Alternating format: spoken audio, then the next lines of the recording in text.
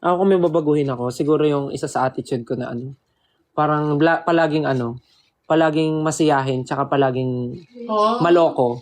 Kasi parang naiisip ko minsan yung ibang tao. Hindi ka tinitake serious. Oo. Well, kasalanan ko rin naman kasi maloko talaga ako and yun yung way ko para maging close sa tao, maging confident sila sa akin. Pero yun nga, minsan, hindi na nila ako nasiseryoso kasi feeling nila, Ibig sabihin, hindi mo yung true friend. lahat ng sinasabi ko, joke na. Ah. Tapos parang iba na take for granted na parang, hindi okay lang yan si Stel kasi ano naman yan. Hindi siya madaling masaktan sa ganyan. Seryoso Hindi. ka ba? Oo nga, seryoso ako. O, tignan mo. O, di ba? Joke lang, sinadya ko See? yun.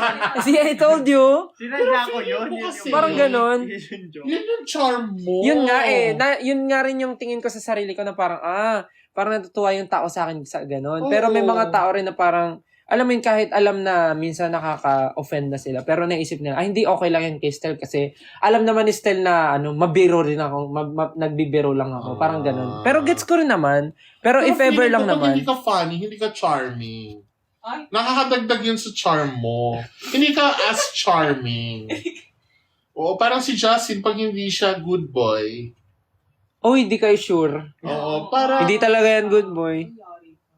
ang dami nga sinabi ni Sayan tungkol sa kanya sa akin.